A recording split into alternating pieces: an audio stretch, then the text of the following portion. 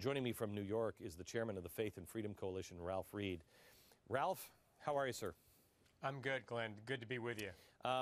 First of all, I think you are doing exceptional work. And you and I have talked privately several times before that, when an organization gets co-opted by a party, there's trouble. But when they stay true to principles, it's great. And the principles that you're putting in the voter guide, can you go over some of these things? Yeah, Glenn, we thought it was important for voters to be fully informed on where these candidates stand on really a broad range of issues, from economy, taxes, jobs, spending and deficit, the Ryan budget plan, Medicare reform, Obamacare, health care, and also the cluster of cultural and moral issues that I think are burning in the hearts and giving meaning to the souls of millions of Americans, and which I think are really a very much a sleeper issue in this campaign, and that's the Obamacare mandate on religious charities, the marriage issue, the life issue, religious liberty in general. And what we're doing, Glenn, is we're distributing over 51 million of these voter guides. About 10 million are being mailed this week into 16 states. 30 million will be distributed in 117,000 churches. And beginning next Tuesday, when early voting begins in Ohio, at 7 a.m. on Tuesday morning, hundreds of thousands of faithful Catholic and evangelical voters will get a text alert on their cell phone from our organization with a voter guide. And if they click the link, it actually gives the early voting locations where they can vote. And I think if we're successful, you're going to see the biggest turnout of voters of faith that you've seen in a presidential election in our lifetimes. Why, Ralph, why is the early voting so important? Well, speaking as a political strategist, I think early voting is important because a vote that's put to bed now, a vote that gets cast now, is not a vote that you got to run around and call and door knock or do other things to get to the polls in that last weekend. When our organization, Glenn, gets down to that last weekend, and we're focused primarily, though not exclusively, on faithful Catholic and evangelical voters, we want to know that if you've already voted, we don't need to call you, we don't need to knock on your door, and then we can redirect those resources to those who haven't voted yet. And this is an increasingly important part of the dynamic of the ground game as we head into the final 30 days, and I'll tell you why. About a third of the vote nationally will be cast before November 6th. In Florida, it'll be north of 45% will be cast before Election Day. Wow. I did a phone call with CatholicVote.com, and they were hoping to have 55,000 people on the call. It turned out they had 143,000 people. Wow. At the same time that's happening, I'm hearing in the press that nobody is excited to go out and vote, that we are depressed, that we don't, do you have any sense that that is true? Because everything that I see, when I was in Ohio, we booked a room with Freedom Works for 1,500 people. We had 8,000 show up until the fire marshal said no more, and we had 20,000 that went home and watched it online. I mean, everything I see says the opposite of what I'm seeing on television. No, I see that too, and I see, Glenn, outside of the two-party structure, organizations like ours and many others, not just Faith and Freedom, but many others, contacting more voters of faith, getting them registered to vote. Our organization alone mailed and phoned 1.97 million unregistered evangelical Christians in Colorado, Nevada, Iowa, Wisconsin, Virginia, Florida, and Ohio. And we've backed those with phone calls. We've also got a tool called Voter Track, where you can go on our website, punch in your zip 4 or your address, and 25 to 50 voters who share your beliefs closest to you are pulled up on the website so that you can call them.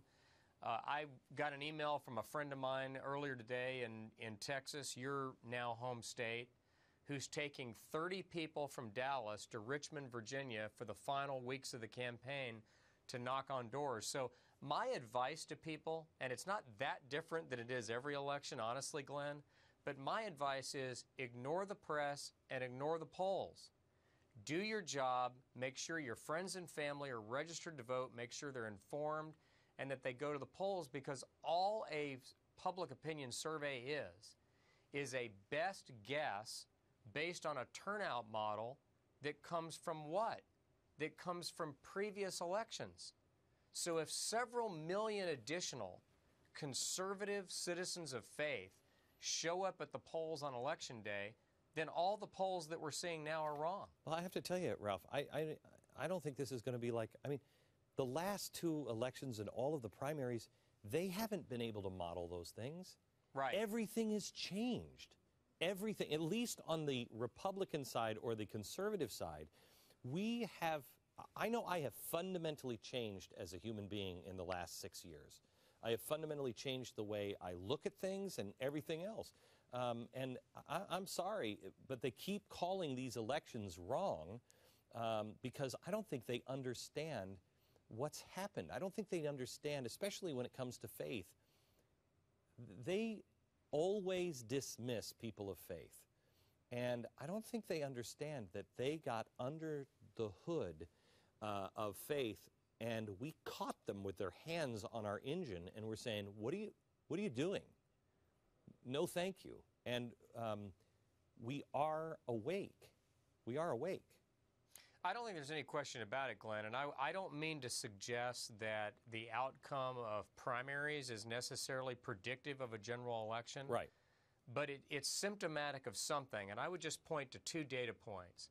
Number one, look at the Republican primaries in 2012. According to our analysis of the exit polls, Glenn, 50.53% of all the voters who voted in Republican presidential primaries and caucuses for which we have an exit poll, 50.53% were self-identified evangelical Christians. That's Wow. the largest number ever recorded. It's Wow. 6% higher than it was in 2008. So, Ralph, can we yeah. will that put to rest this nonsense about Romney and the Mormon thing? Because I know, look, you were there. You are the man, really, truly, you and David Barton are the man responsible for putting together the Black Robe Regiment with me before the Restoring Honor in Washington, D.C. You're the man who pulled all those people into that room. And you said to me, Glenn, you're a Mormon. I don't know how long they'll stay. And I said, just let me, I just wanted this opportunity to talk.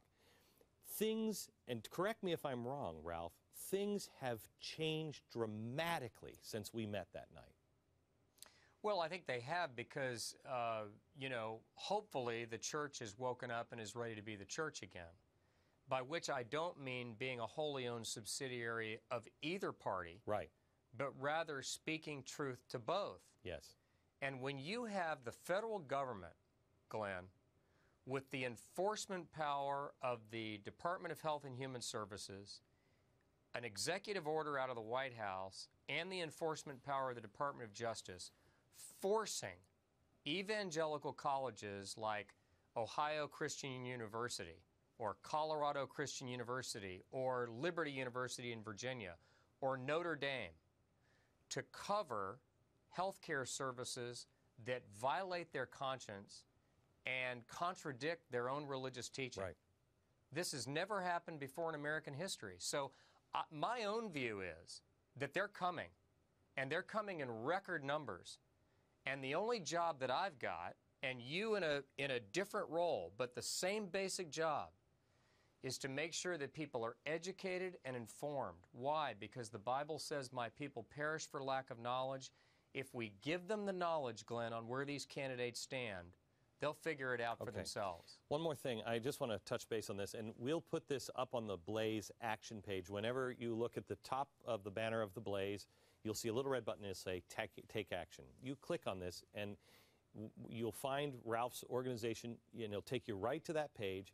There is something there that you touched on a minute ago, and you said, you put in your address, and it will show like-minded people. Explain this quickly, because I think this is an extraordinary tool.